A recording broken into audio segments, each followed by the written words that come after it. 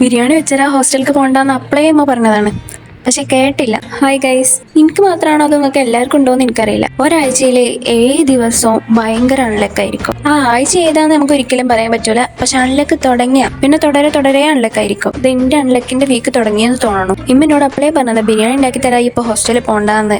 ആര് കേൾക്കണേ? അമ്മ എനിക്ക് ക്ലാസ് ഉണ്ട്, എന്തായാലും പോയേ പറ്റൂന്ന് പറഞ്ഞ് ഞാൻ ഹോസ്റ്റലിലേക്ക് വന്ന ദിവസം ആകട്ടെ കറണ്ട് ഇല്ല. ഉച്ചക്ക് വിയർത്തൊലിച്ച് ഞാൻ തിരിച്ചു വീട്ടിലേക്ക് പോയാലോ എന്ന് വരെ ചിന്തിച്ച്.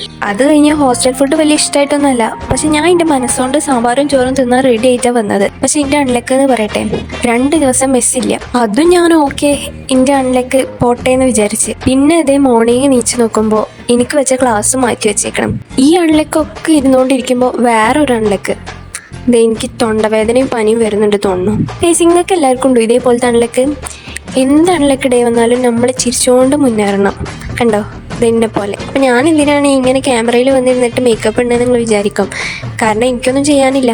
അപ്പോൾ ഈ അൺലക്കിൻ്റെ ആഴ്ച എനിക്ക് മാത്രമാണോ അതോ നിങ്ങൾക്ക് എല്ലാവർക്കും വല്ല ഉണ്ടോ എന്ന് എനിക്കറിയില്ല. ഞാൻ എന്തൊക്കെ ഈ ആഴ്ചയിൽ അവതരിപ്പിച്ചാലും അത് അൺലക്കായിരിക്കും. നിങ്ങൾക്ക് എങ്ങനെ ഉണ്ടോ ഗൈസ്?